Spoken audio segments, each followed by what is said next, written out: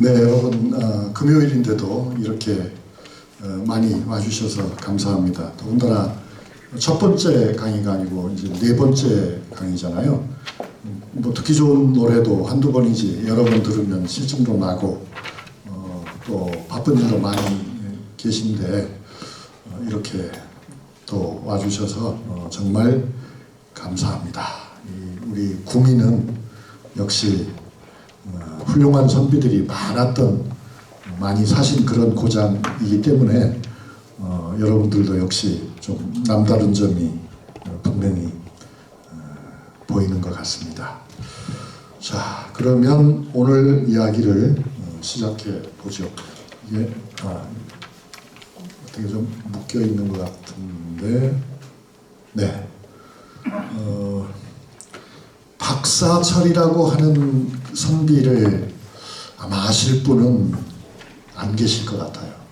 왜냐하면 그분은 유명 인사가 아니거든요. 물론 당대에는 유명한 분이었지만 후세에 그렇게 이름이 남은 분은 아니에요. 당대에 유명한 사람이야 항상 많이 있죠. 그런데 이제 아시다시피 세월이 흘러가다 보면은 정말 중요한 인물들만 우리의 기억 속에 남고요. 나머지는 마치 그냥 씻은 듯이 사라져가는 것이 인생사가 아닌가 하는 생각이 듭니다. 다행한 일이기도 하고요. 그렇지 않다면 우리가 수십만 명을 일일이 다 기억을 해야 되니 얼마나 힘든 일입니까? 그런데 이 박사철이라고 하는 분이 지금 우리가 몰라서 그렇지 정조 때 한때는 엄청나게 유명했던 분이에요. 그 엄청나게 유명했던 것은 그 박사철이라고 하는 분이 학문이 출중해서 그렇기도 하고 다른 한편으로는 그가 운이 좋았던 거죠. 운이 좋았어요. 그러니까 어떤 운이 있었냐면 1791년부터 그러니까 정조가 이제 돌아가시는 것이 1800년이잖아요. 그러니까 정조 임금이 왕위에 있었던 것이 20여 년 정도 되는데 그 중간을 좀 넘었을 때죠. 중간을 넘어서 말하자면 정조의 왕권이 굉장히 탄탄해졌던 그런 시대입니다. 그게 이제 1790년대인데 그때 이제 국가적으로 보면은 엄청난 소용돌이가 일어나고 있었어요. 그 소용돌이라는 것은 서학입니다. 천주교입니다. 천주교가 모습을 드러냈다. 그러니까 천주교가 우리에게 알려지기 시작한 것은 17세기부터입니다. 그러나 그로부터 많은 시간이 지났죠. 150년 정도 시간이 지난 다음에 천주교는 이제 소문의 천주교가 아니라 우리의 현실이 되어버렸어요. 즉 서울에도 모르는 사이에 아무도 모르는 사이에 천주교회가 조직이 되고 그 천주교회 안에 서양 신부가 오지 않았지만 우리 조선인들 가운데서 천주교를 믿는 분들이 교황청의 허락도 없이 너는 신부야, 얘는 주교고 얘는 회장이고 그런 직분까지도 다 나눠 가지고 있었어요. 그리고는 이제 1790년대가 되면 그 사실이 드러나 버린 겁니다. 알려진 겁니다. 형조가 그 사건을 적발하고 관련자를 처벌하는 일이 벌어졌어요. 자, 여러분, 오늘날 생각해 보면 그건 아무것도 아니죠. 그거야 뭐 종교인데 종교 믿는 건 자유지. 그거는 이제 우리의 생각이고 1790년대 정조 때의 임금님이나 우리 글 공부하는 선비들의 대다수는 어떻게 생각했겠습니까? 이건 큰일 나지. 절대로 용서할 수 없어. 왜냐하면 공자님의 가르침이 훌륭한 가르침이 이미 있고 정 공자님의 가르침이 마땅치 않으면 절에 다닐 수도 있고 절도 싫으면 도교를 책을 읽을 수도 있고 그럴 수도 있는데 하필 이제 서양 귀신까지 받아들일 이유가 무엇인가? 서양 귀신까지 받아들일 이유가 도대체 무엇인가? 거기에 마음을 쓰다니 그 참으로 이상하구나 그렇게 생각하는 사람들이 많았고요. 정조는 특히 그 문제를 심각하게 생각했습니다. 그러면서 이 문제를 정조는 이렇게 풀어가려고 해요. 우리나라에 천주교가 들어온 것은, 서양의 종교가 들어온 것은 신부가 와서 전했기 때문이 아니다.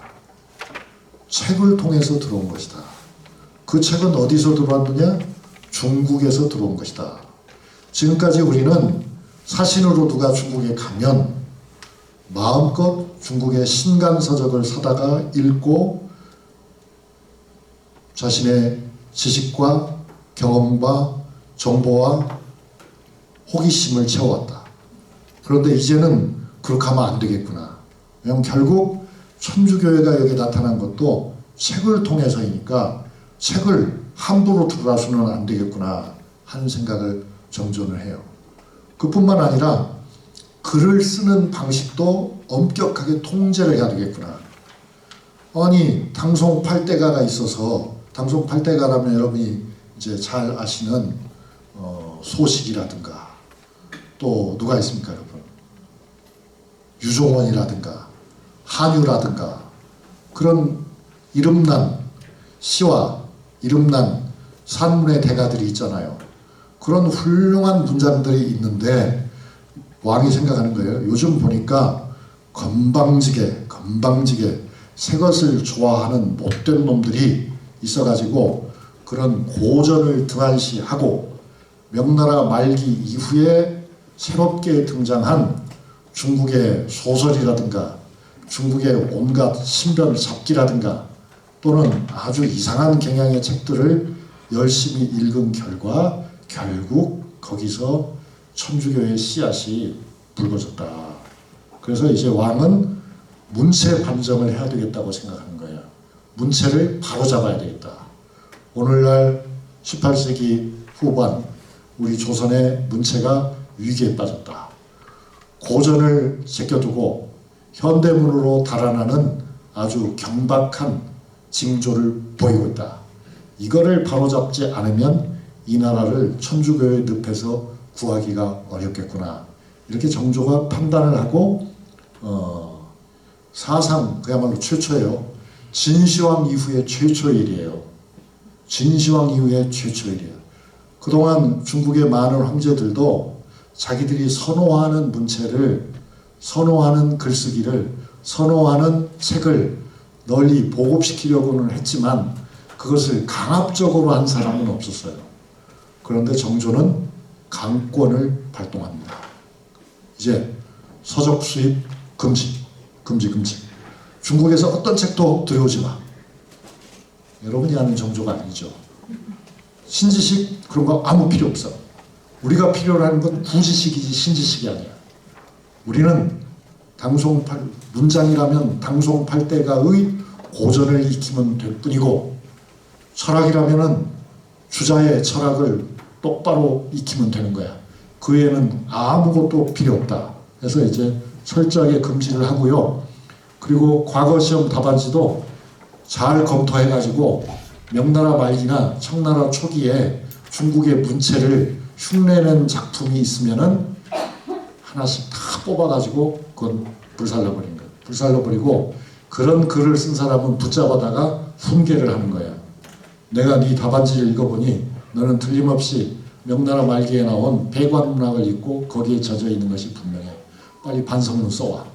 그리고 이 너의 나쁜 습성을 청산하기 위해서는 고전을 읽고 고전에 익숙한 방식으로 내가 주문하는 제목에 대해서 글짓기를 해와. 그걸 내가 심사를 해서 내 정신이 깨끗이 청소가 되었는지를 보겠다. 그렇게 됐던 겁니다. 이제 자, 중용을 보면 여러분 이제 너무나 잘 아시는 이 규절이 있잖아요. 제가 계속 이 규절을 강조하고 있죠. 중용에 보면 아주 중요한 이런 구절이 있잖아요. 작은 일도 무시하지 않고 최선을 다해야 한다. 작은 일도 최선을 다하면 정성스럽게 된다. 정성스럽게 되면 겉에 배어 나오고 밝아지면 겉에 배어나오면 속에 들어있는 것은 이제 우러난다 이거죠. 우러나면 밝아지면 남을 감동시키고, 남을 감동시키면 변하게 되고, 변하면은 잘 살아야 된다. 그러니 오직 세상에서 지극히 정성을 다하는 사람만이 나와 세상을 변하게 할 수 있는 것이다. 아니 이런 좋은 구절이 있는데 왜 명나라 말기 청나라 초기에 나온 슬프고 이상한 글을 너희는 읽느냐 이겁니다. 왕은. 천주교 문제 여기서 길게 말씀드릴 시간은 없지만 지난번에 만난 성호이익이라고는 대학자가 있잖아요. 그야말로 동서고금의 지식에 통달했던 17세기 및 18세기 전반의 조선의 대표 선수, 지식인의 대표 선수 성호이익. 바로 그 성호이익의 수제자가 안전복인데요. 그 안전복에 가장 아끼는 사위가 바로 권일신이에요. 노감 권일신. 이 권일신도 또한 성호이익이 매우 사랑한 제자였어요. 그런데 바로 이 권일신이 뭐가 된 거예요? 천주교 신자들끼리 부르는 말로 교주가 됐어요. 교주. 그 조선왕조실로 정조 12년 11월 3일에 그렇게 적혀 있어요. 사람들이 권일신을 천주교의 교주라고 합니다. 이렇게. 이 천주교의 교주 권일신은 이승훈과 짝짝꿍이 되어 있고, 이승훈은 다시 정약용 집안과 짝짝꿍이 되어 있고, 말하자면 서울에서 활동하는 남인의 그러니까 여러분들도 아마 대개는 남인의 후예일 텐데요. 그 서울에서 활동하는 남인의 중심 세력이 완전히 천주교에 물이 들은 거예요. 모두가 아니라 그 중에 일부가. 그리고 이제 당연히 노론 중에도 거기에 물들은 사람들이 있긴 했죠. 당파를 넘어서서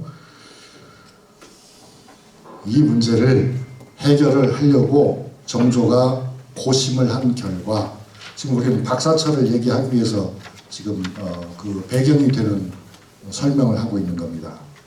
정조가 두고두고 생각을 해보니, 정조는 여러분이 다 아시는 것처럼 정조나 영조나 숙종이나 선조는요, 당대의 선비들과 견주어서도 한치도 밀리지 않는 큰 선비들이었어요. 그러니까 조선의 왕실의 교육, 경연을 하고 서연을 하고 그런 세미나들을 통해서 왕세자와 왕들의 교육을 철저히 했잖아요. 그 결과 조선의 왕들 중에는 슈퍼스타급 학자들이 많았어요. 헌종 같은 경우도 아주 유식한 학자였어요. 왕으로서는 우리가 별 평가를 안 하지만. 그러니까 아무튼 그 중에서도 특히 뛰어난 인물이 영조와 정조였잖아요. 정조가 쓴 문집이 보통 이제 우리 구미선산에도 문집을 남긴 학자들이 많이 있죠. 근데 대개 학자들의 문집은 몇 권입니까, 여러분? 한 권짜리도 있고, 두 권짜리도 있고, 서너 권짜리도 있고, 10권 넘는 분은 드물어요. 평생 공부를 했어도. 왜냐하면 쓴 글을 모두를 다 문집에 담는 게 아니고, 그 중에 이제 잘된 것만 정선을 해서 담기 때문에 요즘 우리가 말하는 한두 권의 책자에 불과하죠. 정조는 어떻게 됩니까, 여러분? 정조의 문집은, 왕인데 문집이 있어요. 정조의 문집은 홍제전서라고 하는데요. 홍제전서는 묶음으로 하면은 100권이에요. 100권. 그리고 그 묶음을 구성하고 있는 권이라고 하는 편이죠. 권으로 보면은 한 180권 정도 돼요. 자, 어떻게 생각하십니까, 여러분? 어마어마하게 생산적이죠. 그가 50이 들락말락할 나이에 사망했다는 사실.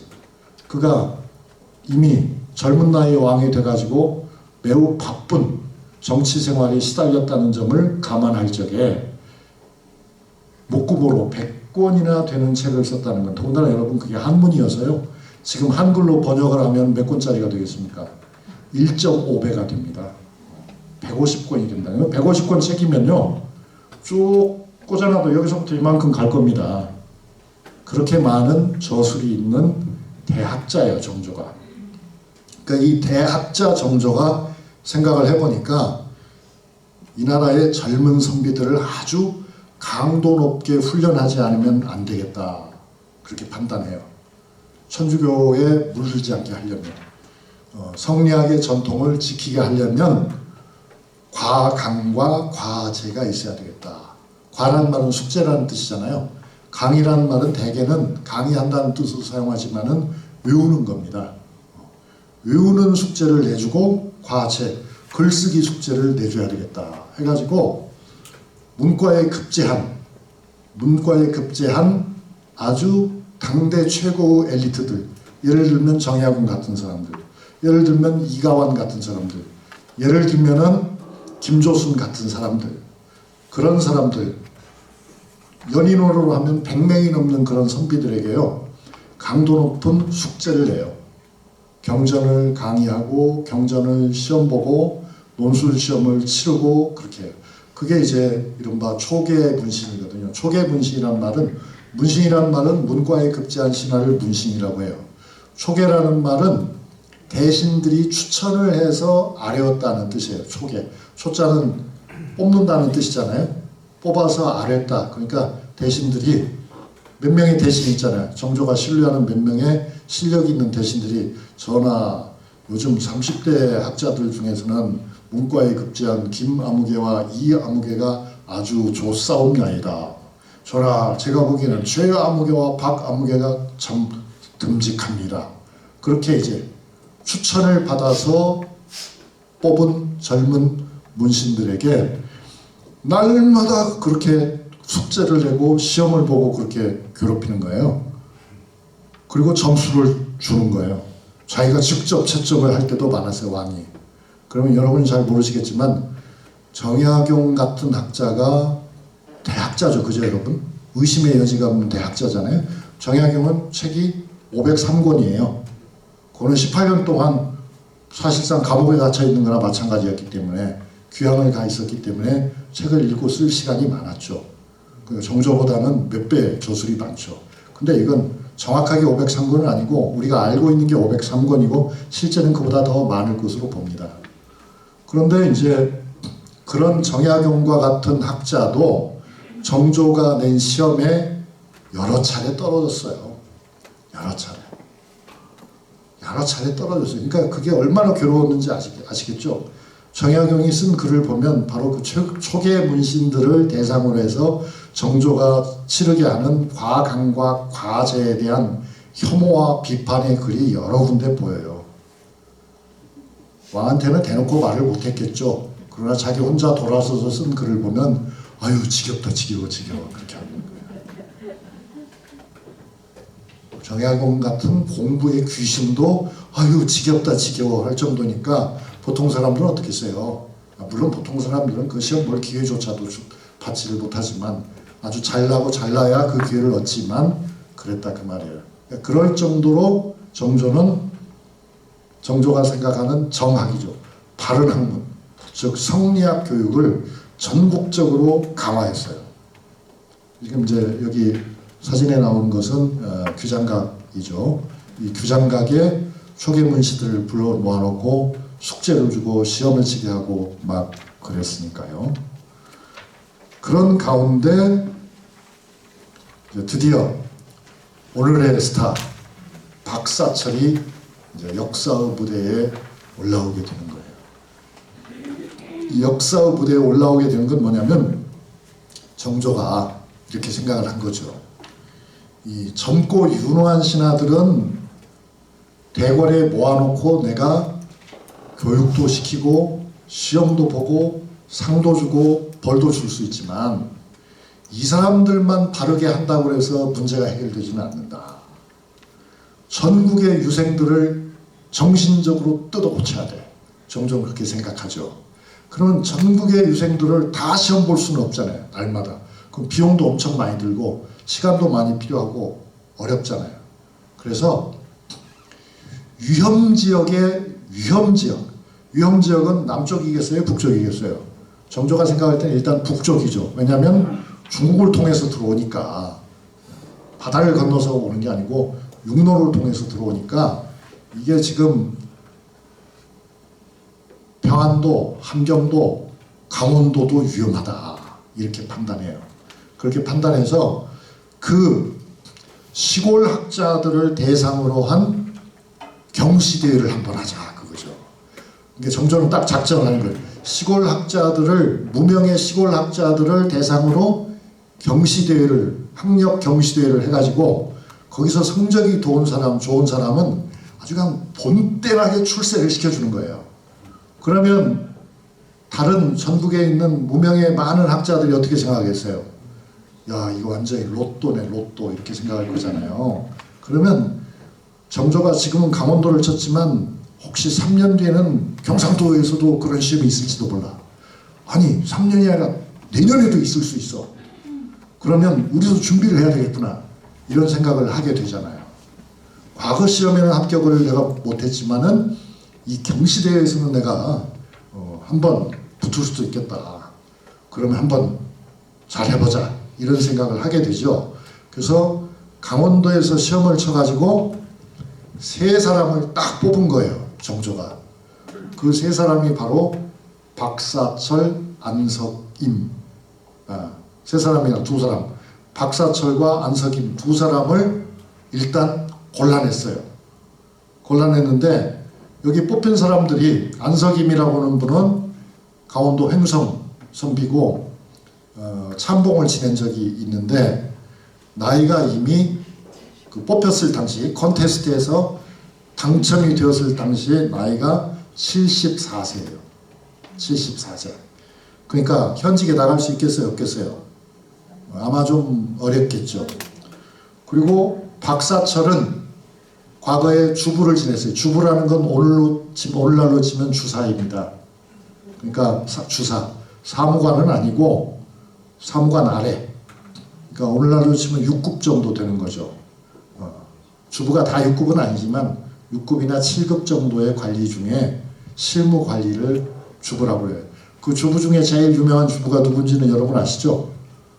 별주부 아십니까? 별주부가 바로 주부잖아요. 용왕의 별주부 신하잖아요. 실무 관리 과장 정도의 주임 내지는 과장 정도의 그 아마 여러분들도 되게 족보에 보면 내가 주부공파야 그런 분도 아마 있을 거예요. 주부공파. 지금은 6급, 7급 하면 뭐 별거 아니네 이렇게 생각하실지 모르지만 옛날에는 그렇지 않습니다. 그거 어려운 겁니다, 여러분. 어려워요. 조선 팔도에서 무인으로서 출세하지 않고 선비로서 벼슬을 얻으려면요, 자리가 조선시대에 어느 한 시점에서 딱 잘라서 보면은 자리가 300개밖에 없어요. 벼슬을 할 수 있는 자리가. 근데 벼슬을 하고 싶은 사람은 얼마나 되겠어요? 그 수백만 명이죠. 수백만 명 중에서 300개 자리를 얻는 거기 때문에 주부가 됐든 참봉도 이게 보통 영광이 아니죠. 아마 여러분들도 집안에 보면 참봉 공파도 있을 겁니다. 그게 9급이거든요. 9급. 9급도 A, B로 나눠져 있는데 9급 A도 아니고 9급 B거든요. 참봉이. 그렇지만 그 참봉 자리 하나도 참 피가 나는 자리예요. 그 자리도. 평생 하는 자리도 아니고 임명만 잠깐 받고 마는 경우가 대부분이지만 그것도 가문의 영광입니다. 그랬어요. 그러니까 정조가 뭐라고 하냐면 이 두 명의 스타, 두 명의 록스타들에게는 당상관의 자리를 줘라. 이렇게. 돌령도정. 이게 돌령부라고 하는 것은 종친을 관리하는 부서고 딱히 그렇게 업무가 많은 부서는 아닙니다. 그 별로 업무가 많지가 않지만 거기에 도정이니까 실무 책임자 자리예요. 그거는 정삼품 벼슬이에요. 그죠? 그러니까 말하자면 3급을 줘라 그 말입니다. 고시 합격하면 5급인데 3급 줘. 3급도 A, B가 있는데 3급 A로 줘. 이렇게. 아주 파격적인 대접을 하는 거죠. 그리고 나이가 들었지만 그 두 사람은 안석임과 박사철은 서울에 와서 나한테 감사 인사를 하러 오면은 좋겠다. 그렇게 얘기해요. 그러니까 뭐 강원도가 완전히 뒤집어졌죠. 완전히 로또다, 로또.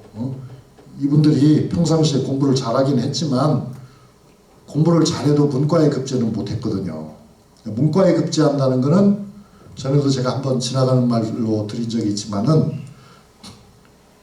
모든 연령을 총망라해서 시험을 봐가지고 전국적인 순위가 30등 안에 나와야 문과에 급제하는 거예요.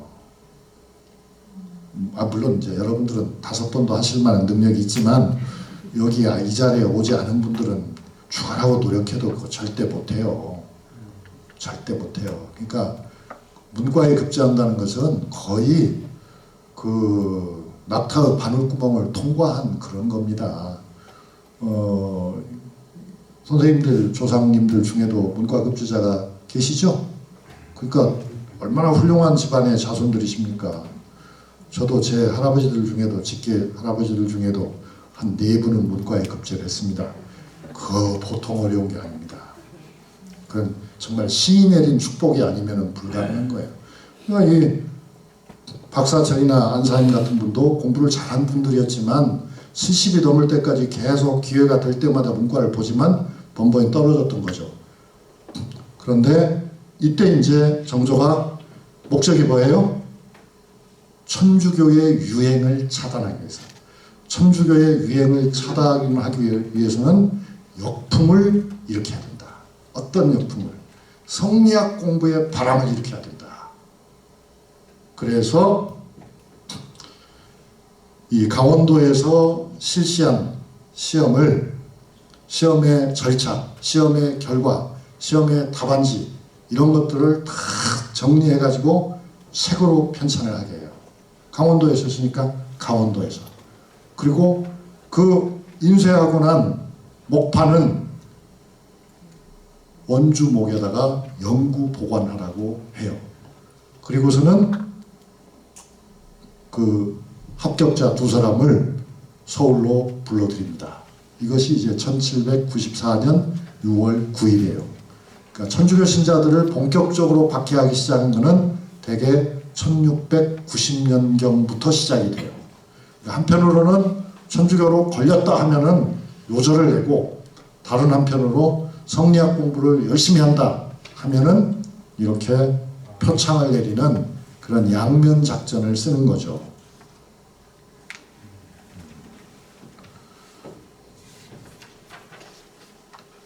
그래서 이제 박사철이 올라옵니다. 나이가 67세입니다. 오늘날로 따진다면 아마 한 85세 정도는 된다고 봐야 될 겁니다. 그러니까 이분도 참 기력도 좋은 분이에요. 그래서 그 박사철 선비를 보고서 정조가 뭐라고 얘기하냐면 지금 나이가 67세나 되어서 이제 벼슬을 준다 하더라도 곧 퇴직을 해야 할 것 같아서 참 아깝다. 그렇지만 이렇게 귀한 사람을 서울까지 불러놓고 벼슬을 주지 않고 집으로 보내면은 얼마나 실망이 크겠느냐. 그래서 오늘 말이지 지금 어디 빈자리 있는 거 있으면 빨리 한번 알아봐라. 이렇게 이조에 얘기를 해요. 그러면서 그것도 다른 지방에서 찾지 말고 강원도에 빈자리가 어디 있는지 한번 찾아봐라. 왜냐하면 67세인데 그걸 제주도로 보내기는 어렵잖아요. 집 근처로 보내드려야지. 그러면서 정조가 이렇게 말을 하죠. 조정의 승이라고 했지만 사실은 내가 그런 뜻이죠. 내가 평범한 사람들 가운데서도 기필코 인재를 찾아내서 그를 조정에 등용할 굳은 의지가 있다고 하는 것을 많은 사람들에게 알리고 싶구나. 그렇게 얘기를 해요. 그래서 이제 신하들이 국리 끝에 자리를 하나 찾아냈어요. 그게 바로 강원도 회양입니다. 강원도 회양이 어디냐면 금강산 근처죠. 강원도 회양이 회양부여서 회양부사가 높은 벼슬이에요. 3품짜리 벼슬이에요. 그래서 정조가 보통 벼슬에 사람을 보낼 적에는 수망이란 말은 그 1순위, 2순위 아망, 그 다음에 3순위 3망까지를 올리게 하고 그 셋 중에서 임금님이 여러 가지를 고려해 본 결과 이 사람이 좋겠어 하고 점을 딱 찍는 거예요. 그 점을 딱 찍는 것을 옛날 말로 낙점이라고 하죠. 낙점. 점을 내려놓으셨다. 임금님이 낙점을 해야 그 사람이 이제 후보에서부터 당선자로 신분이 바뀌는 거거든요. 선거가 아니니까요. 임금님이 뽑아줘야 되니까. 그 당시에도 조선시대에도 선거라는 말을 썼어요. 선거라는 말을 어디다 썼겠어요? 그렇게 등용하기 위해서 추천하는 것을 선거라고 해요. 추천하는 것을. 그러니까 이조나 병조는 주된 업무가 선거예요. 선거. 선은 뽑는다는 말이잖아요. 여러 사람들 가운데, 여러 선비들 가운데 적절한 대상자를 선택해서 올리는 거예요. 누구에게? 임금님에게. 그게 선거죠. 지금 우리 선거는 이제 우리 시민이 주인이기 때문에 우리가 직접 뽑는 것이 선거지만은 과거의 선거라고 하는 것은 수망, 아망, 삼망을 정해서 임금님한테 올리는 것이 선거다. 그러면 결정은 임금님이 하신다. 그걸 낙점이라고 한다. 그죠? 그러니까 이 낙점을 할 적에 임금님이 누구를 따로 정하고 싶은 생각이 있을 적에는 굳이 형식적인 절차를 밟아서 세 사람을 추천할 필요가 없잖아요. 두 사람을 괜히 물먹일 필요가 없잖아요. 그래서 그럴 경우에는 단부하라 이렇게 얘기해요. 단부. 단은 헛단자예요. 한 사람 이름만 붙여라. 나머지 두 사람은 이름 필요 없다. 단부를 명령해. 한 사람 후보만 내가 뽑고 싶은 그 사람 이름만 적어서 보내. 그럼 거기다 내가 점을 꼭 찍어서 보낼 테니까. 그래서 이 박사철은 정조의 특명으로 단부하는 거예요. 뭐 둘러리 두고 세울 필요 없이 좋아. 회양부사 자리가 비었다니까 회양부사로 박사철을 추천합니다. 이런 서류를 가져와. 해줍니다. 그러니까 뭐 소문이 어땠겠어요, 여러분? 전국에 쫙 퍼졌죠. 아니 강원도에서 박사철이라고 하는 이가 지금 나이가 67살인데 지금 67살까지 산 것도 기적인데 그 나이에 시험을 봐가지고 뭐 1등인지 2등을 했대. 그래서 대궐에 가서 임금님께 인사하고 임금님이 당일자로 이 사람이 주사밖에 안 한 분인데 주부밖에 안 한 분인데 요거를 그냥 갑자기 올려가지고 당상관으로 만들어서 고향 근처에 그냥 수령으로 보낸대요. 세상에 이런 경사가 어딨냐. 아이 자네도 지금 딴짓 하지 말고 논어 공부 열심히 하게. 나는 중용 공부 할라네. 이렇게 다 전국적으로 붐이 일어나게 만들었고 바로 그것을 정조는 노렸던 거죠. 정조는 천주교 신자 아무리 찾아내려고 해도 숨어있는 놈, 꽁꽁 숨어있는 놈 찾아내지 못한다. 그러니까 한편으로는 열심히 찾지만 발견하는 사람 상금도 주고 이렇게 하지만은 또 걸리는 놈은 아주 호되게 벌도 주지만은 다른 한편으로 성리학 공부를 열심히 하는 사람을 발견해가지고 벼락 출세를 시켜주면은 이게 되겠다. 그런 거예요. 회양이 어딘지 모르시는 분이 많이 계실 것 같아서 여기가 통천이고 고성, 그죠? 양구 아시죠? 네. 양구에서부터 북쪽으로 올라가서 좀 서쪽으로 접근하면은 거기가 회양입니다. 산이에요. 그거 사실 그렇게 돈 드는 땅은 아닙니다.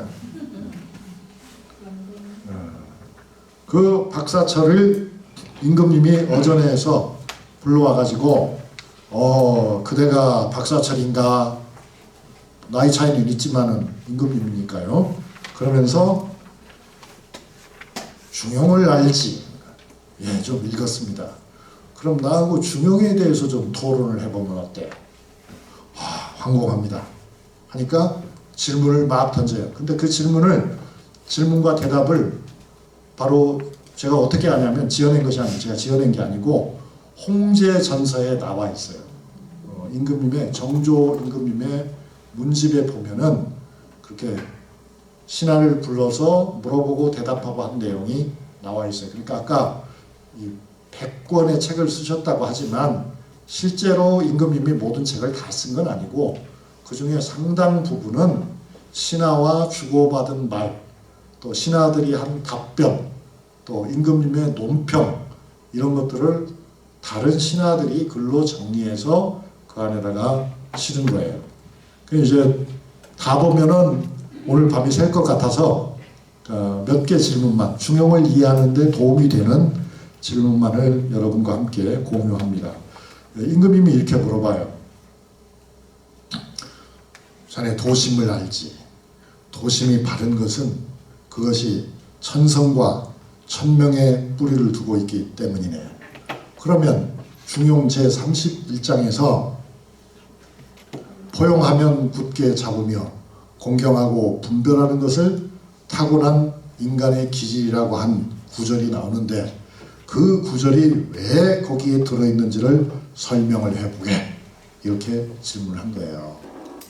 그러니까 박사철이 뭐라고 대답을 하냐면 물론 다 한문으로 한 건데 지금 이해하기 쉽게 제가 바꿔놓은 거죠.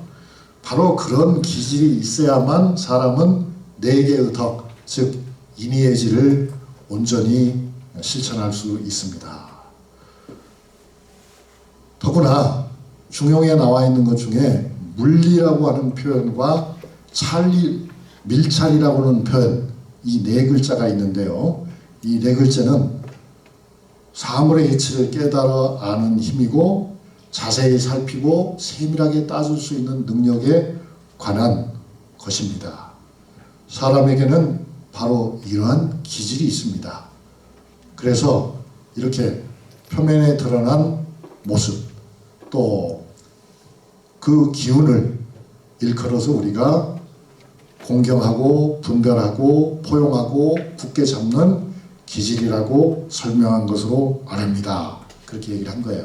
근데 이거는 사실은요 박사철의 독창적인 대답이 아니에요. 질문도 정조의 독창적인 질문이 아니에요.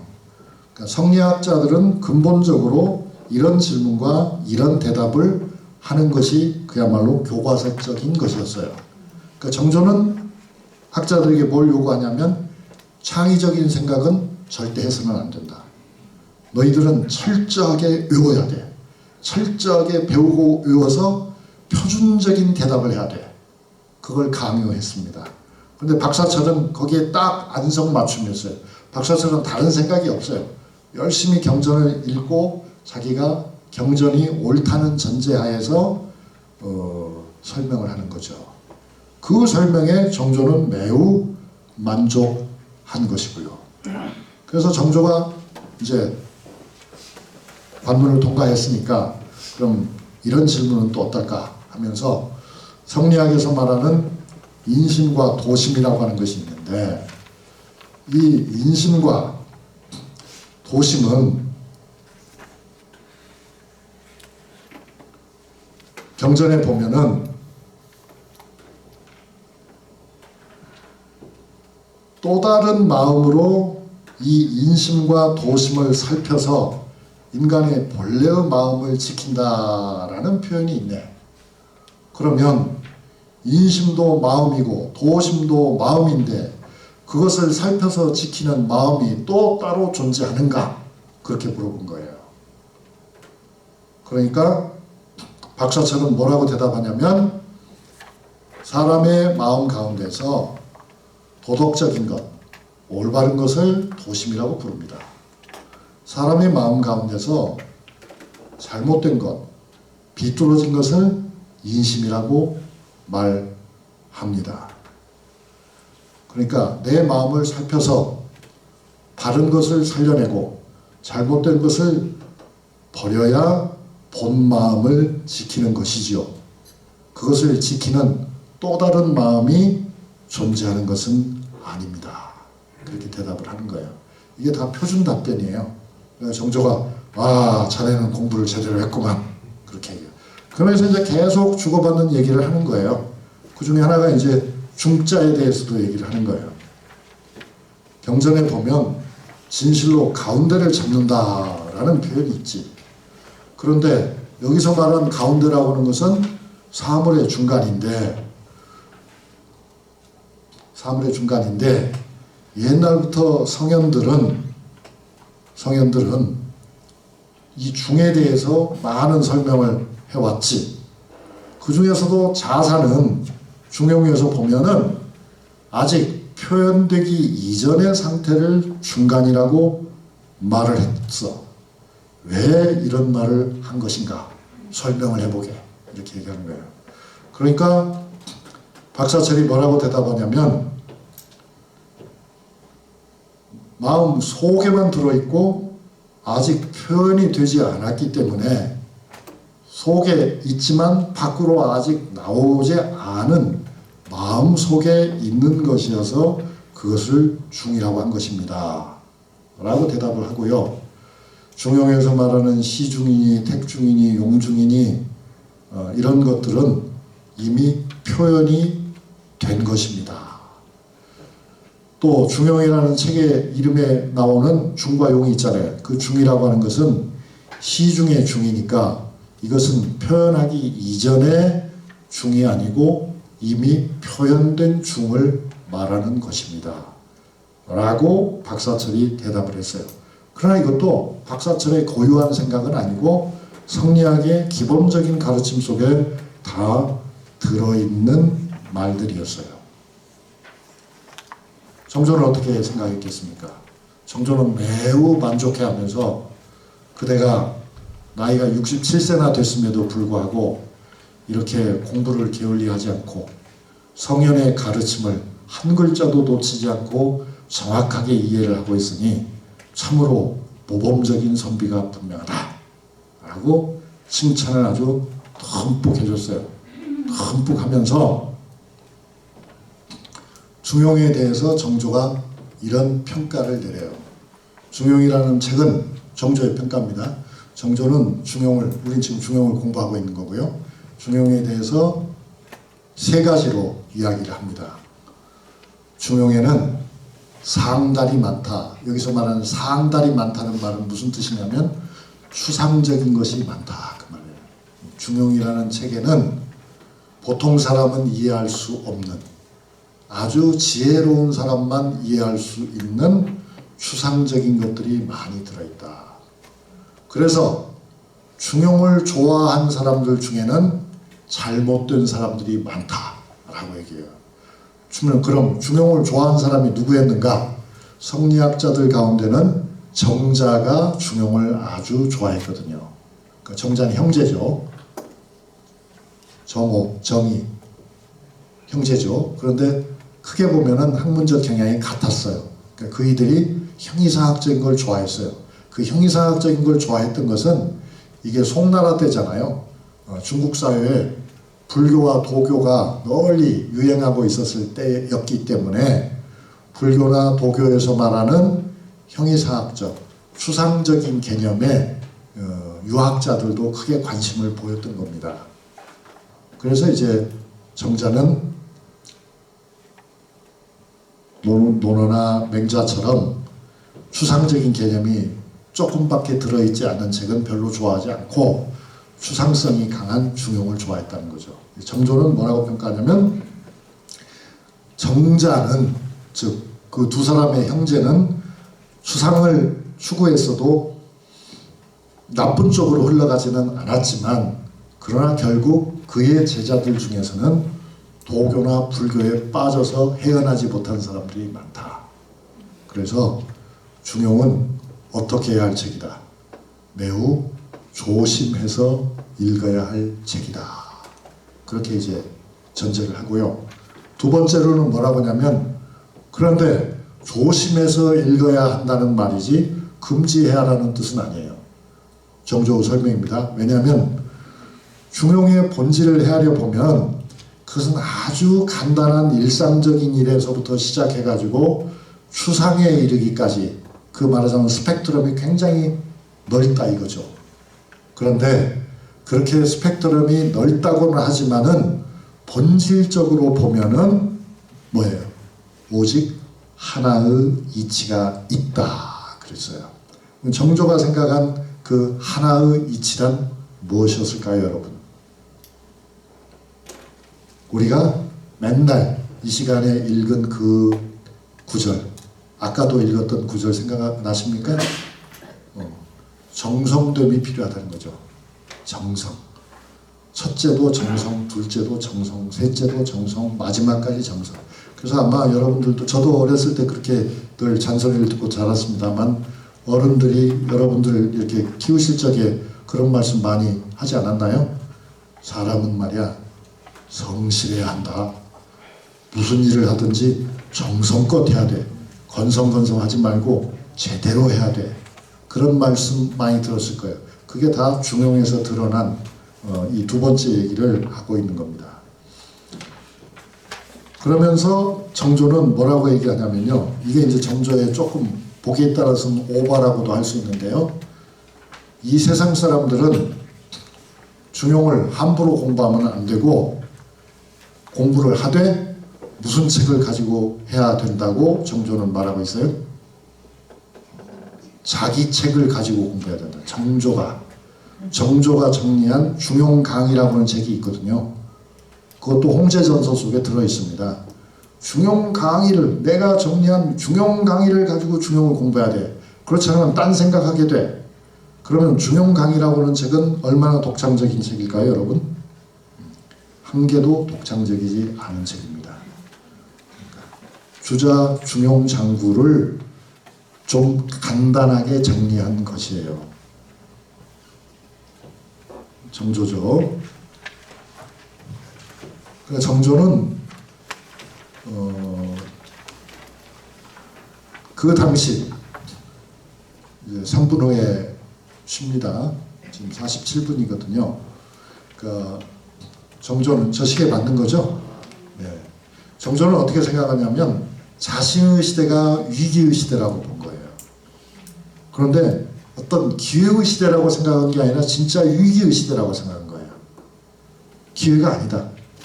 이거는 정말 문명적 위기에 우리가 처해 있다. 이 문명적 위기에서 벗어나는 방법은 오직 하나가 있다고 정조는 생각했어요. 그가 생각하는 문명의 위기를 탈출하는 하나의 방법은 뭐였을까요, 여러분? 그게 바로 문체반전이었어요. 문체반전. 이 새로운 잡스러운 문체를 싹 청소해버리고 고전으로 돌아가는 것 외에는 다른 방법이 없다.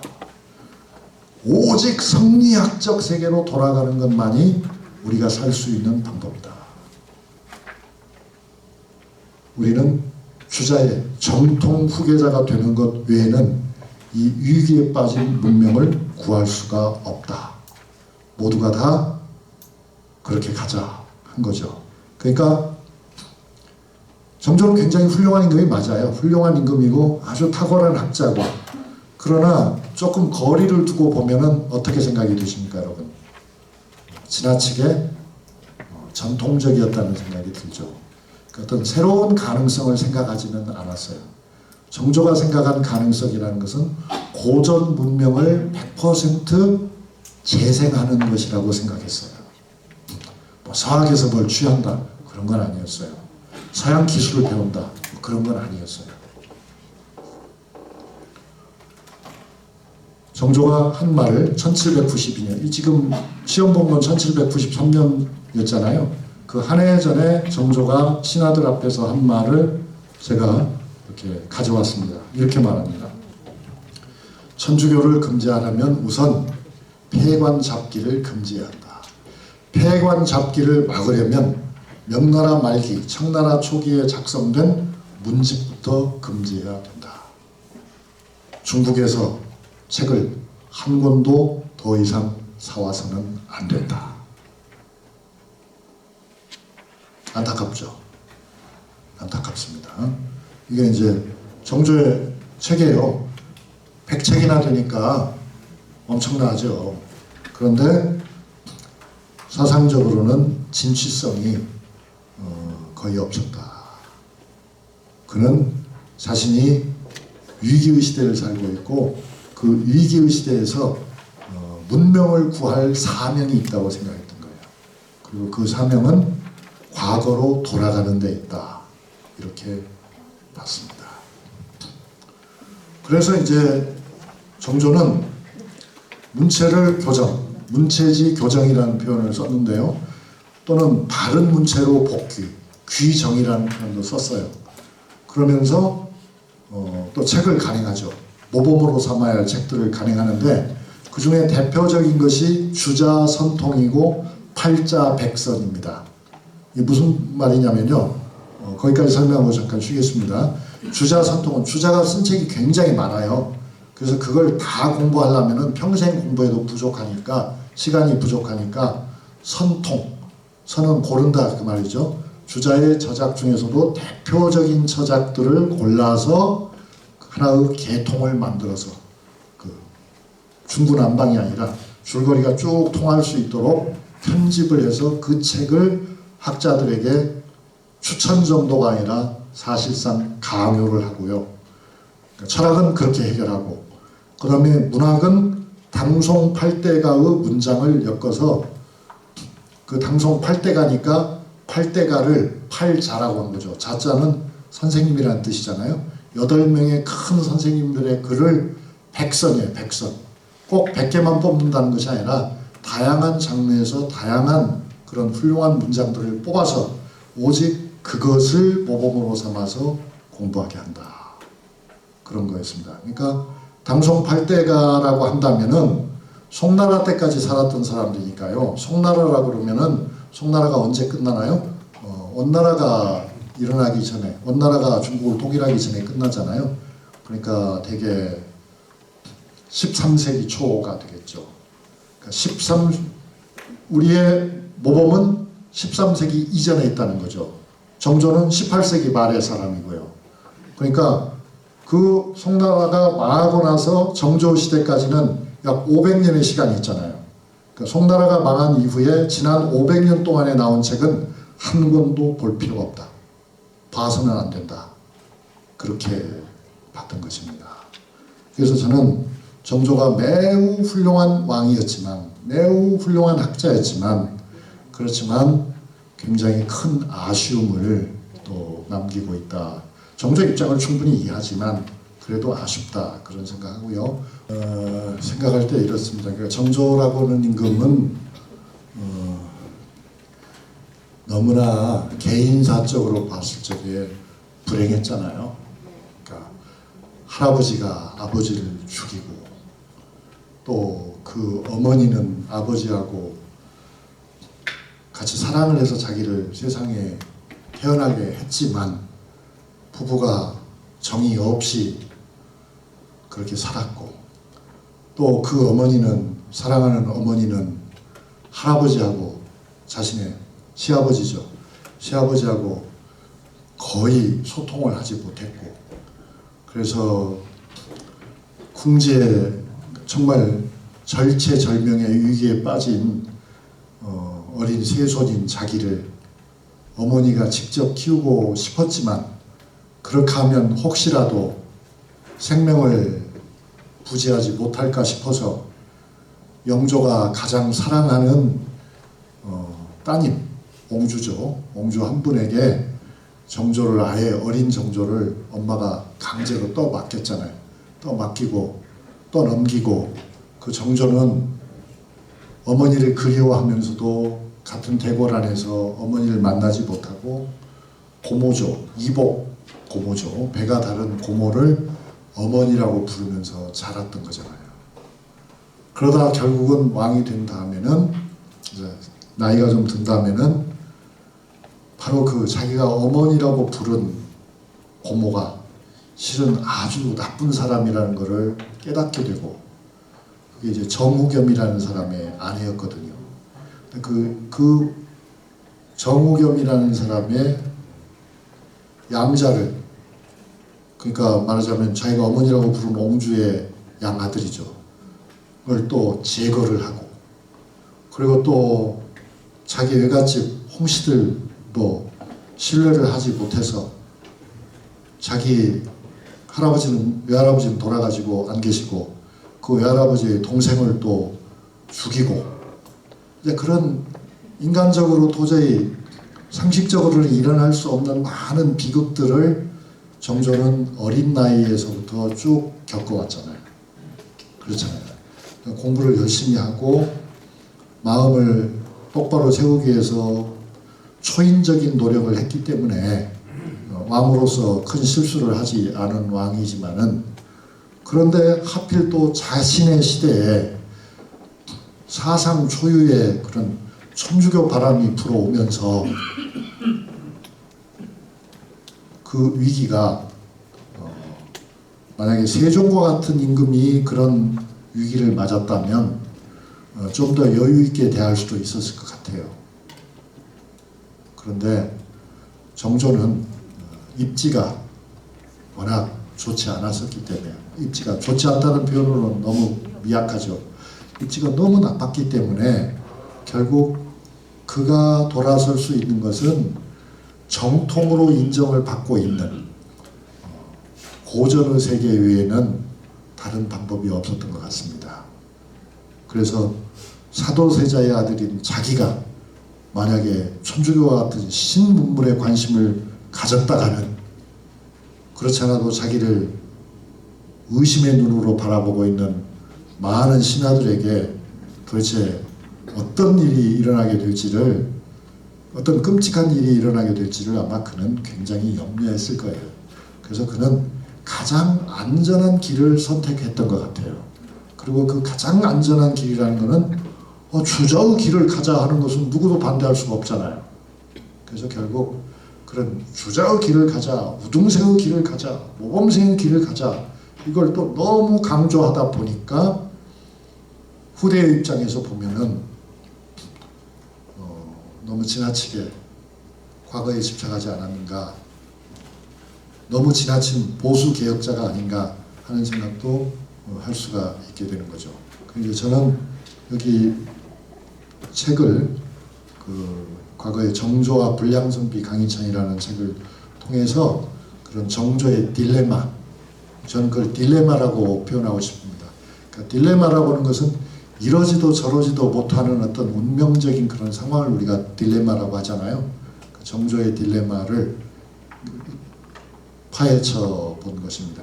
그러니까 보통 사람들은 지금도, 보통의 학자들은 지금도 정조를 그냥 침이 마르게 그냥 칭찬만 하고 맙니다.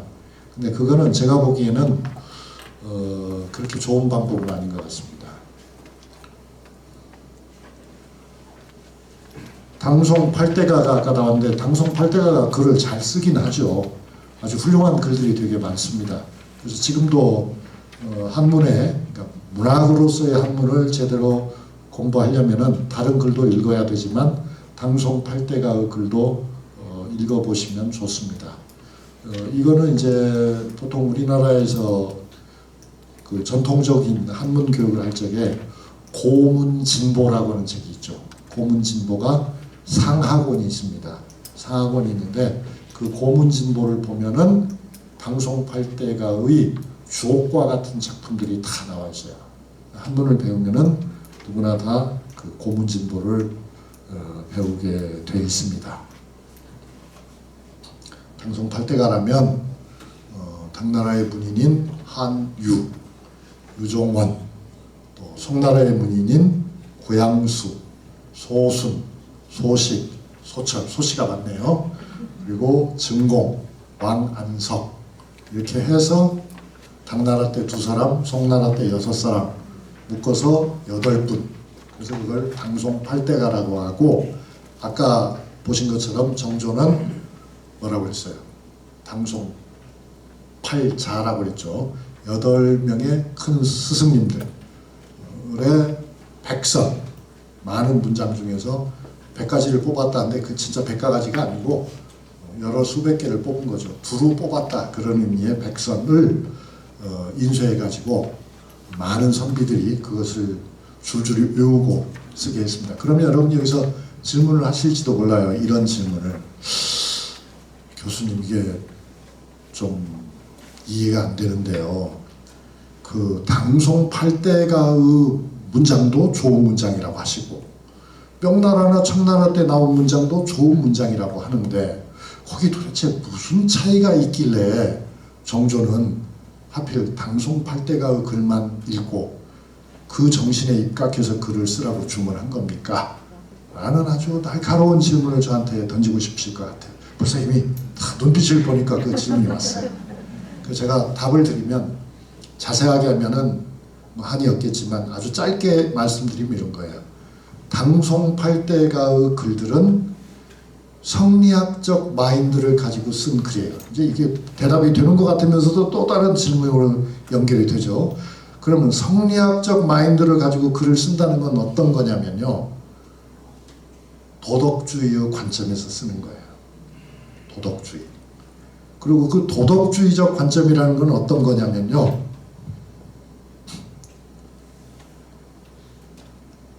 보편적 객관성을 내세운 글이에요.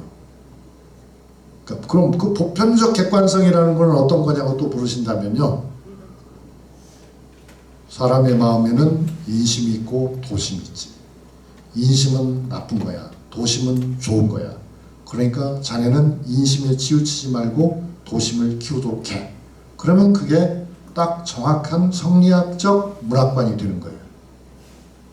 그러면 명나라 청나라 때의 글은, 문제가 된 글은 어디에 차이가 있냐면요, 명나라 청나라 때의 글들은, 이런 폐관 잡기류 글들은 도덕주의적 관점에서 쓴 글이 아니에요. 경험주의의 관점에서 쓴 거예요. 개인적인 관점에서 쓴 거예요. 주관적인 관점을 드러낸 거예요. 그러면 어떤 차이가 있냐고요? 글에 어떤 차이가 있냐고요? 그러니까 도덕적으로 보면 문제가 될 수 있지만 주관적으로 보면 문제가 될 수 없는 게 있잖아요. 예를 들면 어떤 게 있어요? 이런 게 있을 수 있죠. 나에게 이미 한 마리의 나귀가 있어요. 그런데 친구가 가지고 있는 말이 좋아 보여. 나도 그 말을 갖고 싶다.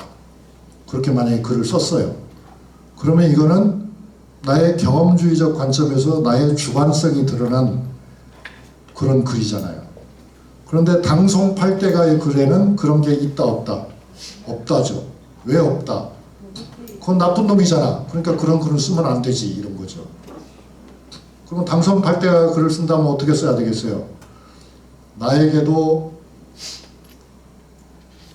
푸른 나귀가 있건만은 자네의 말이 오늘따라 멋져 보이네. 하지만 군자가 어찌 이런 것에 집착을 하랴. 이렇게 써야 당송팔대가 글이 되는 거예요. 그런데 그게 아니고, 나에게 나귀가 있지만 알고 보면 얘는 탈 수도 없고 다 비로 먹었고 너는 도대체 무슨 재주로 그렇게 좋은 말을 가지고 있느냐. 나도 좀 그런 말이 있었으면 좋겠다 하면은 이거는 도덕성이 부족하잖아요. 그래서 정조는 이런 글은 빵점이라고 한 거예요. 빵점. 그 다음에 어떤 사나이가 가서 이제 일기를 써요.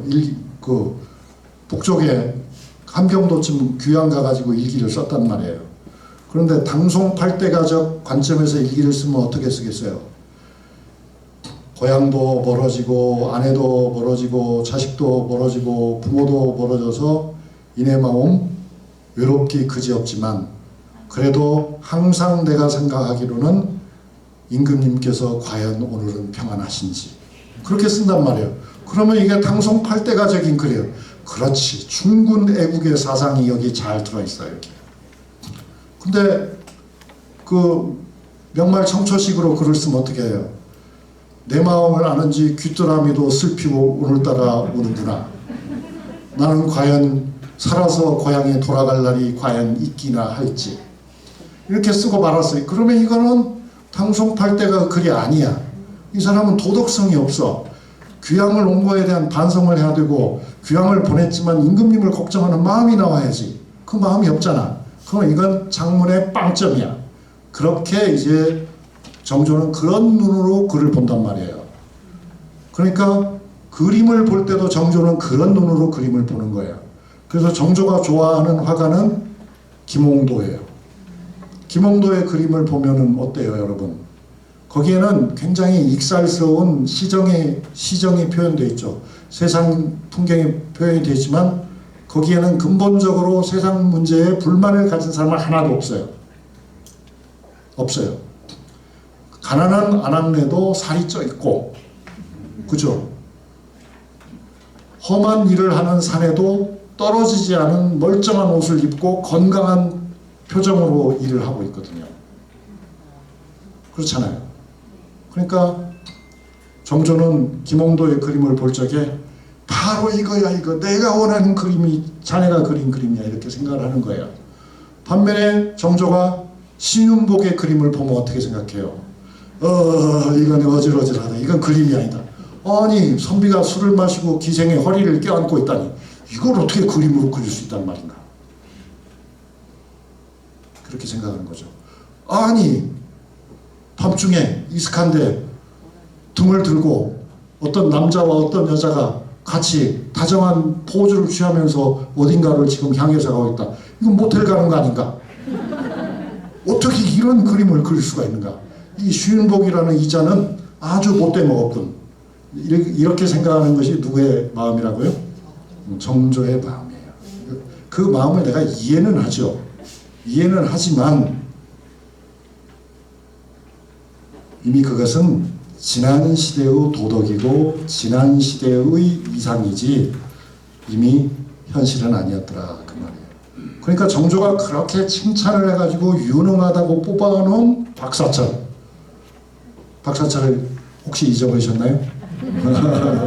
안 잊어버리셨죠? 그 박사철의 말로를 보면은 결국 정조의 말로가 보이는 거예요.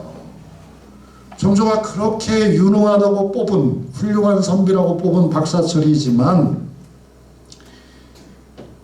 2년도 못 가서 잘려요. 왜? 박사철은 실물을 몰라요. 인심도심은 알죠. 그러나 회양부사가 무엇을 하는 자리인지를 박사철은 몰라요. 배운 적이 없잖아요. 그러니까 심지어는 그것만 모르는 게 아니에요. 정말 창피한 사건에 관련이 돼가지고 박사철은 역사의 무대에서 퇴출이 돼요. 그러니까 정조가 이상형으로 생각한 인재란 결국 현실 속에서는 어땠다? 아무 쓸모가 없었다. 예를 들면 박사철이다. 그러니까 뭘 모르는가 보세요. 불과 몇 달 만에 쫓겨나거든요, 박사철이. 그때 회양을 거쳐서 가는 길이 함흥으로 연결이 됩니다. 함흥, 영흥, 그 북쪽 함경도에는 뭐가 있냐면 어마어마하게 국가에서는 어마어마하게 중요시하는 사당이 있어요. 그 사당을 본궁이라고 불러요. 그러니까 임금님의 대궐이 서울에 있지만 본래 대궐이 되어야 할 자리는 함흥이요 영흥이에요. 왜? 거기가 이성계의 조상들이 사셨기 때문에 거기에 이제 목조, 익조, 도조, 환조 다 용비어천가 배울 때 공부하셨죠. 그 이성계의 가까운 할아버지, 이성계는 물론 우리 모두의 할아버지이기도 해요.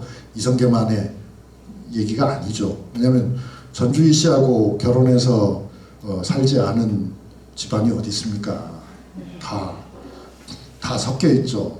저도 조사해보니까 저도 다 세종의 자손이고 저도 다 이방원의 자손이고 저도 다 이성계의 자손이고 목조, 익조, 도조, 환조의 자손이 어디 저만 그러겠습니까? 여러분도 다 그렇죠. 그러니까 이제 거기에 제사를 늘 모셔야 되거든요. 제사를 봄가을로 모셔야 되는데 그러면은 워낙 중요한 사당이기 때문에 그 제수품들을 일부는 함경도에서 생산된 물건으로 하지만 또 일부 귀중한 제수품은 서울에서 임금님이 특별히 골라가지고 보내는 거예요. 그럼 그 물건이 회양을 거쳐서 가는 거죠. 그 중에 이제 아주 중요한 것이 향이에요, 향. 향과 충문. 그런데 그거를, 그 향과 충문을, 서울에서 내려온 향과 충문을 회양 땅을 지나갈 적에는, 회양의 중심부를 통과할 때는 회양 부사가 받들고 가야 돼요. 자, 그러면 회양 부사가 어떻게 받들고 가야 되느냐가 문제겠죠. 그 실물을 몰라요, 이 박사철이. 부사인데. 그래가지고 자기가 나이가 많으니까 걸어가기가 힘들잖아요. 그래서 말을 타고 말 위에서 향과 충문 보따리를 들고 그 구간을 간 거예요. 자기가 가야 할 구간을. 그랬더니 바로 상소가 올라왔죠. 뭐라고 왔겠습니까? 파직해야 됩니다. 예의가 없습니다. 신화된 주제에 지금 벼락 출세를 하니까 이놈이 보이는 게 없어가지고 임금님의 조상에게 바칠 향, 임금님의 조상의 사랑에서 읽어야 할 충문을 지금 제가 손으로 받들고 들고 가야 되는데 감히 말을 타고 거기다 싣고 갔습니다. 이렇게 무엄한 사람이 어디 있습니까? 그냥 탈이 나버렸어요. 바로 잘렸어요. 그러니까 그런 것들은 사실 상식적으로 생각해보면 자기가 판단할 일이 아니라 작년에는 어떻게 했는가, 재작년에 어떻게 했는가라도 좀 알아서 했으면은 이런 정도 사고는 나지 않았을 것 같아요. 근데 실무에 워낙 꽝이다 보니 자기 생각대로 한 거예요. 그리고 결국은 직무 수행에 무능이 드러났다 해가지고 몇 달 만에 불명예스러운 퇴진을 하게 되었습니다. 그러니 여러분, 아무리 중용을 열심히 공부하면 뭘 합니까? 아무리 논어와 맹자를 열심히 공부하면 뭐 합니까? 작은 벼슬을 줘도 그 벼슬에 맞는, 벼슬자리에 맞는 적절한 행동을 못 하잖아요. 왜? 배운 적이 없는데 어떡합니까? 그러니까 결국 그런 시험을 통해서 인재를 뽑는다는 것 자체가 어떻다는 거예요? 사실은 불합리하다는 것이 이미 증명이 된 거죠. 이게 이제 팔자백선입니다. 그런데도 정조나 그 가까이 있는 사람들은 그런 생각을 하지 못했어요. 그냥 박사철 개인의 잘못으로 돌리고 또 똑같은 방식의 일들을 하게 되는 것입니다. 안타까운 일이죠. 이제 중용에는 이런 좋은 말들이 많죠. 남이 한 번에 할 수 있으면 나는 100번을 연습해서 하고, 이것도 아마 여러분이 다 알고 계시는 걸 거예요. 네가 단어를 한 번에 외워도 나는 기억력이 나빠서 한 번에 안 돼. 그럼 나는 100번이라도 해서 할 거야. 그런 얘기죠. 그렇게 해서 비록 어리석다 하더라도 그렇게 많이 노력하면 반드시 밝아지고, 또 내가 비록 아무리 유약하다 하더라도 그렇게 하면 반드시 강해질 수 있을 것이다. 연습을 하라, 연습을 이렇게 하는 거죠. 그 다음에 이제 그런 비슷한 말이 또 있잖아요. 그러니까 천리길도 한 걸음부터 뭐 그런 속담이 있잖아요. 그런 속담도 사실은 중용인 거예요. 중용에 보면 이런 표현이 나오잖아요. 멀리 가려는 사람은 반드시 가까운 곳에서부터 시작을 하고, 높은 산에 오르고 싶은 사람도 반드시 낮은 데서부터 시작을 해야 된다. 그러니까 한 번에 일확천금할 생각하지 말고 오직 성실하게 낮고 보잘것없는 것을 귀찮게 여기지 말고 성실하게 하나씩 하나씩 한 계단 한 계단 밟아가면 언젠가 될 날이 있다. 뭐 이런 거죠. 좋은 말씀입니다. 다 좋은 말씀이고 우리에게도, 지금 현재 우리에게도 필요한 말씀이긴 해요. 근데 그것만으로 국가의 중요한 일을 할 수 있을까요?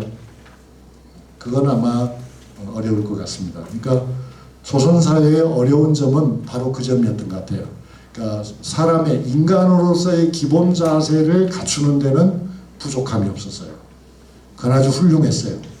다만 정말 어떤 자리에서 그가 해야 할 역할, 그가 해야 할 실질적인 일에 대해서는 제대로 배울 수 있는 기회가 없었다. 그걸 우리 할아버지들은 좀 중요하지 않게 생각했던 것 같아요. 그러니까 자세를 똑바로 하면 나머지는 저절로 된다고 믿었던 거예요. 그러나 그것은 굉장히 구조가 단순한 사회에서는 그렇게 될 수도 있겠지만 이미 19세기 조선에서 원칙론만을 되풀이해가지고 문제를 풀 수 있었겠는가. 그건 아마 어려움이 있었을 거고, 결국 그 어려움에 우리는 결국 도달하게 되는 거죠. 그런 다음에 여러분에게 이제 제가 남은 시간에 좀 같이 보고 싶은 거는 중용 명부를 좀 보고 싶습니다. 왜냐하면 실컷 여러분께 소개를 했는데 아직 읽어보지 않은 명부들이 많이 있습니다. 네. 예를 들면 이제 이런 것이 있죠.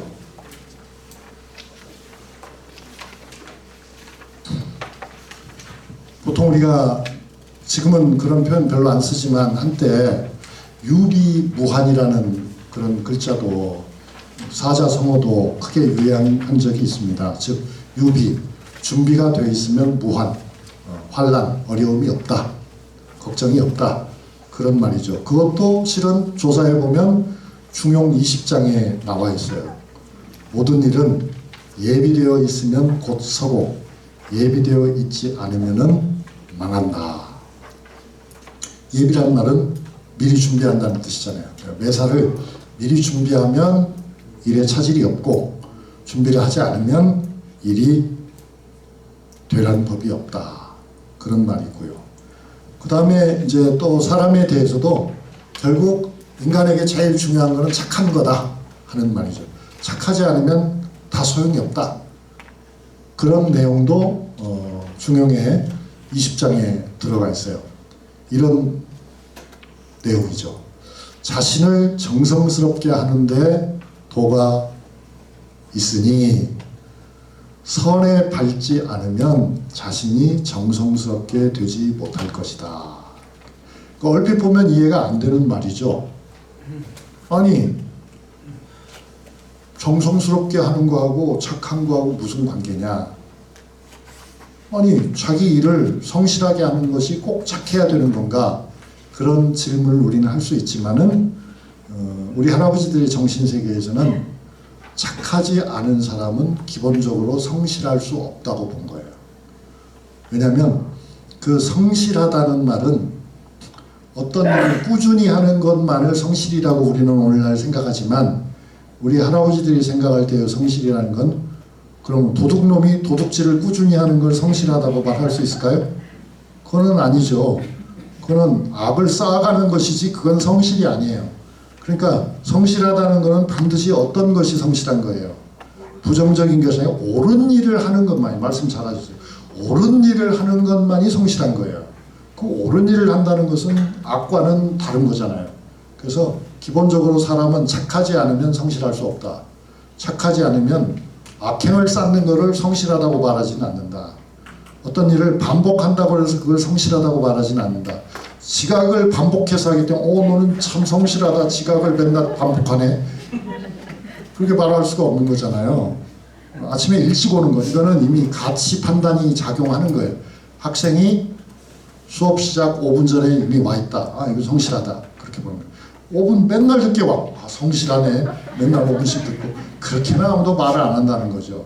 그래서 이제 그런 데서 보면 성실이라고 하는 말 자체가 이미 포지티브한, 긍정적인 것, 도덕적인 것을 포함하기 때문에 성실하다고 하는 것은 언제나 악이 아니고 순수하게 착한 것을 전제할 때만 성실이라는 표현을 했어요. 그러니까 우리 할아버지 할머니들이 지향한 세계는 매우 도덕적인 세계였던 거죠. 그렇게 도덕적인 세계를 지향하는 사람이 남의 물건을 탐내는 내용을 글로 쓰면은 되겠어요, 안 되겠어요? 안 되죠. 글로만 안 되는 게 아니라 말을 해도 안 되는 거죠. 말로만 해도 안 되는 게 아니라 그런 생각을 먹기만 해도 안 되는 거죠. 그러니까 이제 500년 동안 우리가 그렇게 살았어요, 여러분. 그렇게 살다 보니까 그 가운데 나쁜 사람도 있고 도둑놈도 있긴 하지만은 근본적으로는 사실 좋은 점도 많았어요. 어떤 좋은 점이 있었겠습니까, 여러분? 한국 사람은요, 제가 늘 느끼는 거지만 저는 외국 생활을 15년을 했기 때문에 한국에서만 쭉 살아온 분들하고는 좀 다를 수 있어요. 왜냐하면 다른 걸 많이 봤기 때문에. 다른 걸 많이 본 사람의 입장에서 제가 감히 말씀을 드린다면 우리나라 사람은 참 착해요. 참 착해요. 그러니까 물론 나쁜 사람도 있지만은 본질적으로 나쁜 사람이 어디 있겠어요. 실수를 하는 것이지, 잘못을 하는 것이지. 그런데 대개가 보면은 되게 착해요, 한국 사람은. 그러니까 왜 그렇게 착하겠어요? 한국 사람이 본래 착하게 태어나서 착한 것은 아니죠. 그러면 왜 착하겠어요? 지난 500년 동안 공자왈 맹자왈을 주하라고 하다 보니까 이게 아주 그냥 가슴에 백인 거예요, 다. 그래서 공자와 맹자를 100년을 안 읽었는데도 불구하고 100년을 안 읽었잖아요, 지난 100년 동안. 지난 100년 동안 그 책을 안 읽었는데도 불구하고 조상이 워낙 착하다 보니까 그 착한 조상들의 언행을 통해서 우리가 물려받은 것이 있어요. 그 문화적 유산이 있다고요. 안 읽었어도 착해요. 그 서양 사람들은 보면은 대체로 악해요. 악해. 죄송합니다. 제가 인종주의적인 발언을 해서. 근데 그걸 뭘 보고 하냐면요. 한 가지 예를 들면 알아요. 미국 사람들 보세요. 우리하고 한미 FTA를 했잖아요. 노무현 대통령 때. 한미 FTA를 할 때도 우리가 하자는 대로 한 건 아니고 자기들이 주로 하자는 대로 우리가 따라간 거잖아요. 그런데 그렇게 해놓고 몇 년이 지나고 보니 결과가 어땠어요? 미국에게 유리했어요? 한국에게 유리했어요? 한국에게 유리했어요. 미국 사람들은 자기에게 유리한 줄 알고 했는데 몇 년을 지나고 보니 결국 열매는 한국 사람들이 다 따가는 거예요. 그래서 트럼프가 어떻게 됐어요? 대통령 되자마자. 아직 시한이 다 되지 않았는데 일방적으로 폐기를 선언했잖아요. 일방적으로. 그리고 자기들이 다시 주문해서 다시 바꿔서 지금 다시 바꾼 걸로 지금 하고 있는 거 여러분 아세요? 미국은 그런 식이에요. 그러니까 국제 간의 규약을 지킨다 안 지킨다? 안 지켜요. 지킬 때도 있어요. 언제 지켜요? 자기한테 유리하면 지키고 자기한테 불리하면 어느 날이든지 그만둘 수 있어요. 그리고 그것이 서양 사람들에게는 상식이에요. 그게. 그러니까 영국을 영국으로 만든 훌륭한 왕의 첫 시작이 엘리자베스 1세거든요. 그 엘리자베스 16세기 인물입니다. 엘리자베스 1세와 엘리자베스 1세 때의 엘리자베스 1세의 대신들이 돈을 많이 벌었거든요. 투자를 잘해가지고. 어디다 투자를 했겠어요? 어디다 투자를 했냐면 드레이크라고 하는 해적에게 투자를 한 거예요. 그 해적에게 투자를 해서 돈을 많이 벌었다는 건 무슨 말이에요? 그 해적선이 스페인의 보화를 많이 도둑질해 오는데 성공해서 돈을 많이 버는 거예요. 자, 그게 16세기예요. 우리나라에 만약에 명종이나 선조 임금이 동남아시아에서 활동하는 해적에게 투자를 해가지고 돈을 벌었다? 상상이 되십니까, 여러분? 서해 유성룡 선생이 해적한테 투자를 했다? 그게 가능합니까? 정약용이 해적에게 투자를 한다. 가능합니까? 불가능하죠. 그건 불가능합니다. 그건 절대로 있을 수 없습니다. 그걸 보면 알아요. 우리는 개인적으로만 도덕을 중시한 것이 아니라 국가를 운영하는 사람들도 그런 도덕성을 잃으면 안 된다는 생각을 그때도 했고 지금도 그런 생각을 우리는 하고 있어요. 그런데 서양 사람들은 그때도 그런 생각을 하지 않았고 지금도 그런 생각을 하지 않고 있고 앞으로도 영원히 그런 생각을 하지 않을 거예요. 그러니까 서양 사람들과 약속 영원히 지켜질 거라고 믿으면은 믿는 사람만 손해보는 거예요. 절대로 속으면 안 됩니다. 그러니까 한번 보십시오. 17세기부터 유럽에서는 평등 사상이 나타나기 시작했어요. 그죠? 맞죠, 여러분? 그렇지만 그 민주주의를 가장 신봉한 나라 중에 하나가 미국이라는 것도 여러분 아시잖아요. 그런데 미국에서는 흑인을 어떻게 했습니까? 노예로 풀어준다면 또 어떻게 했습니까? 지금도 인종차별은 끝나지 않잖아요. 그래서 블랙 매터스, 흑인도 중요하다, 흑인의 생명도 중요하다는 말을 지금 미국 사회에서는 선각자들이 하고 있잖아요. 보통 사람들이 아니고. 보통 사람은 그런 말 안 하고요. 미국의 선각자들이 하는 얘기가 흑인의 목숨도 존중해야 한다라고 말을 하잖아요. 그럼 여러분 여기서 그 생각은 안 해보세요? 그 흑인과 우리 아시아 사람들은 누가 더 위고 누가 더 아래예요? 흑인이 훨씬 위에요. 흑인이. 여러분이 모르고 계셨겠지만 흑인이 훨씬 위에요. 제가 직접 경험은 아니고 제 간접 경험을 소개하면 제 친구 중에 제 또래 제 친구 중에 미국에 유학을 갔다 온 애들이 당연히 많죠. 걔들이 저한테 한 얘기가 있어요. 야, 진짜 살벌하다, 살벌해. 뭐가? 아니, 미국에 유학을 가가지고 보니까 거기 백인들도 있고 흑인들 클래스에. 근데 백인들은 아예 받아주질 않고 흑인들은 조금 수용적인 태도를 취해서 친구를 하려고 그랬대요. 좀 별로 원하지 않지만 친구를 하려고 했더니 어느 날 딱 그 흑인 녀석이 세워놓고 그러더라는 거예요. 너는 왜 나한테 얘기할 때 썰을 붙이지 않아? 그렇게 얘기하더라는 거예요. 왜 내가 썰을 붙여야 되는데 아시아인 주제에 이렇게 딱 나오는 거예요. 아시아인 주제에 흑인인 나한테 썰을 안 붙여? 막 먹으려고 하는 거예요 지금? 그렇게. 그래서 이제 제가 결코 인종주의를 선동하는 것이 아니고 지금 중용을 말하고 있습니다, 여러분. 그러니까 우리 할아버지들은, 할머니들은 그런 유교적 사유를 내 것으로 만들어서 살았기 때문에 착하지 않으면 안 된다라고 해서 항상 누구를, 다른 사람을 평가할 때도 뭐라고 해요? 저 사람은 법 없이도 살 사람이야 라고 하고. 그죠, 여러분? 그리고 뭐 소송이나 이런 말 하면 그런 거 하지 마. 그 재판하는 것은 그게 좋은 거 아니야. 그냥 웬만하면 내가 좀 손해를 보더라도 그냥 넘어가는 것이 좋은 거야. 그 사람도 무슨 사정이 있었겠지. 다 그렇게 얘기를 하죠. 근데 서양 사람들은 어떻게 해요? 서양 사람들이, 제가 직접 목격한 유럽에 가서 보세요. 부모님이 돌아가시고 난 다음에도 사이가 유지되는 형제 자매는 거의 없어요. 부모가 돌아가시면 형제 자매의 관계는 많이 깨져요. 그 이유가 뭐겠어요? 유산 때문에요. 똑같이 나눈다고 나눴지만 제가 500달러 더 가져갔잖아. 쟤 다시는 안 볼 거야. 쟤 300달러 더 가져갔잖아. 죽일 놈. 이렇게 생각하는 거예요.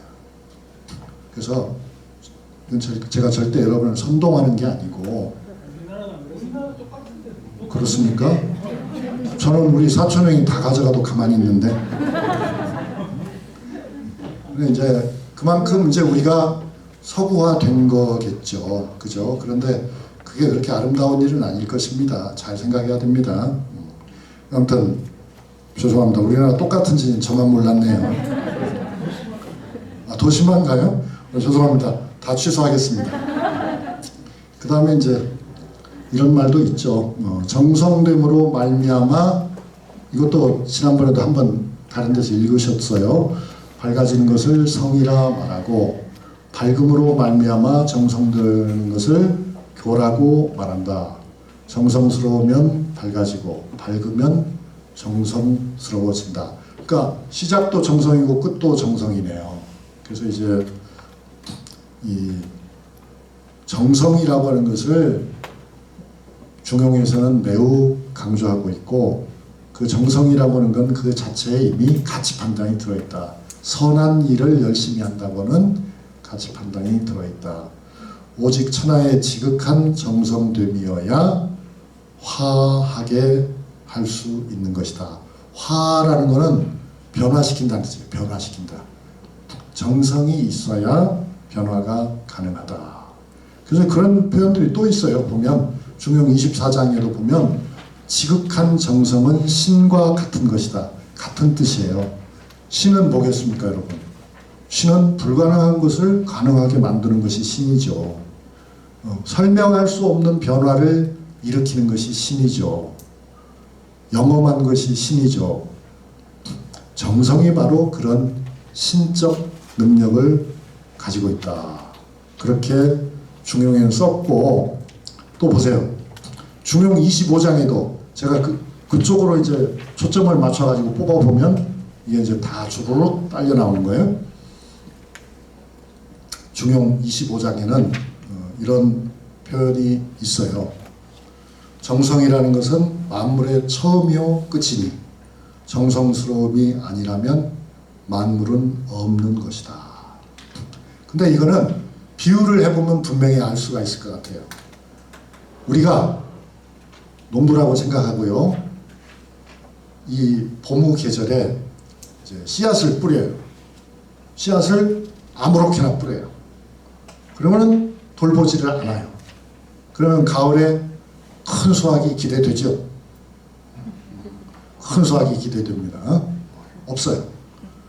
그런데 가을에 태풍이 들려면 뿌리기 전부터 정성껏 씨앗을 갈무리하고 씨앗을 정성껏 골라가지고 정성껏 날을 받아서 정성껏 심고 정성껏 풀을 매주고 정성껏 퇴비를 해주고 정성껏 약을 치고 정성껏 베어서 정성껏 탈곡을 해서 정성껏 담아가지고 정성껏 창고에다 놔두면은 우리가 온전한 상품으로서 그거를 향유할 수가 있잖아요. 그러니까 그런 걸 말하는 거죠. 그 다음에 자식을 키우는 것도 마찬가지라고 볼 수 있어요. 아무렇게나 나가지고 뭐 지가 지일 알아서 하겠지 하고 기저귀도 안 갈아주고 우유도 안 주고 젖도 안 주고 만약에 그렇다 해봐요. 어떻게 되겠습니까? 살아남을 사람 하나도 없어요. 사람만 그런 게 아니죠. 짐승도 마찬가지죠. 박테리아가 아닌 다음에는 포유류 동물들은 그것이 쥐가 됐든 고양이가 됐든 개가 됐든 포유류가 아니라 난생도 마찬가지예요. 새도 어미가 또는 엄마 아빠가 그 새끼를 정성껏 돌봐가지고 자립을 할 수 있을 때까지 키워줘야 이게 개체의 상속이 일어나는 것이지 뭐 이제는 난 모르겠다 알아서 해라 하면 어떻게 됩니까? 그 열매가 없죠. 그러니까 여기서 말하는 정성스러움이 아니라면 만물은 없는 것이다 라는 표현이 그런 것입니다. 물론 모든 만물이 다 그렇지는 않을 거지만 대표적으로는 그렇다는 거죠. 그러면 우주를 지배하는 영원한 진리 같은 것도 있을까요? 있다고 보는 겁니다. 그것이 바로 천지의 도라고 하는 거죠. 천지의 도는 넓고 두텁고 높고 밝고 오래고 영원하다.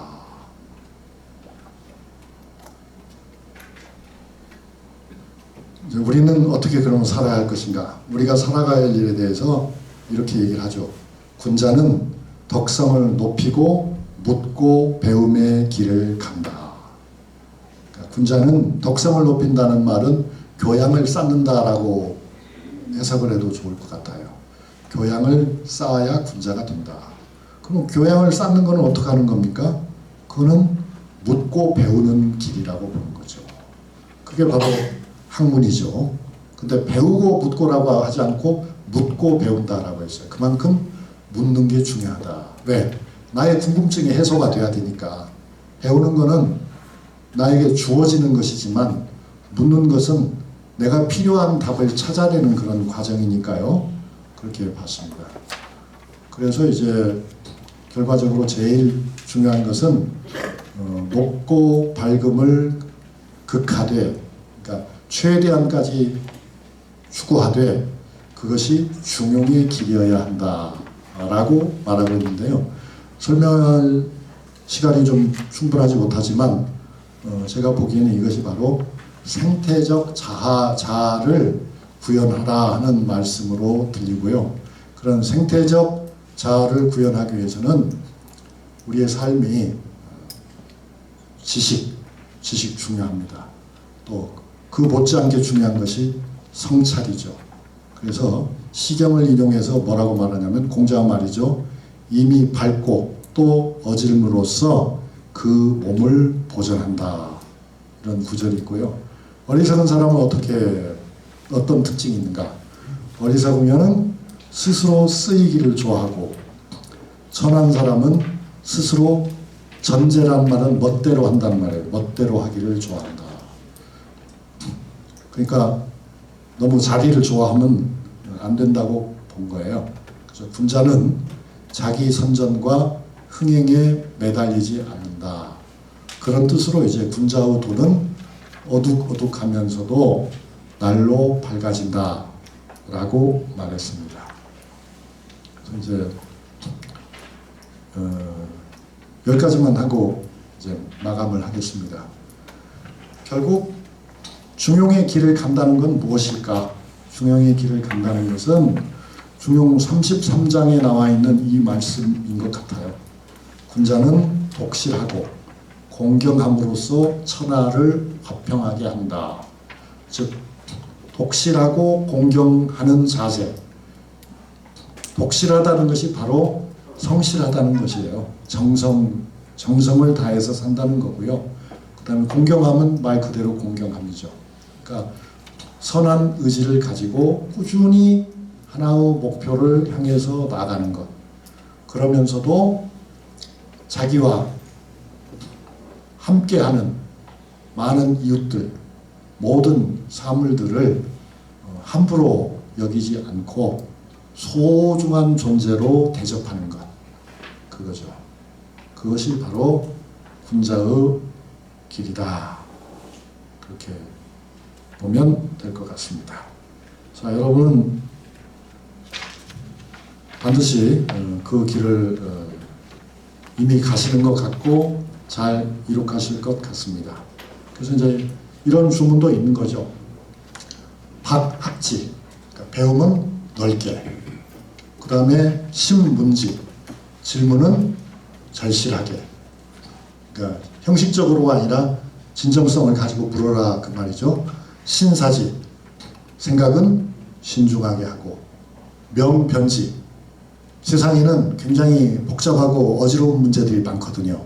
그래서 그거를 명쾌하게 따져서 생각하고, 독행지, 성실하게 실천하라. 이게 아마 중용의 길을 동사 중심으로 설명하면 아마 이렇게 될 것 같아요. 배우고, 묻고, 생각하고, 판단하고, 실천하고, 이런 5가지 작용을 끊임없이 되풀이하면서 우리가 살 수 있다면 비단 조선시대뿐만이 아니라 21세기에도 22세기에도 30세기에도 300세기에도 3000세기에도 아마 훌륭한 인간이 되지 않을까 그렇게 생각합니다. 이렇게 늘 늦은 시간까지 열심히 공부해 주셔서 대단히 감사합니다. 감사합니다.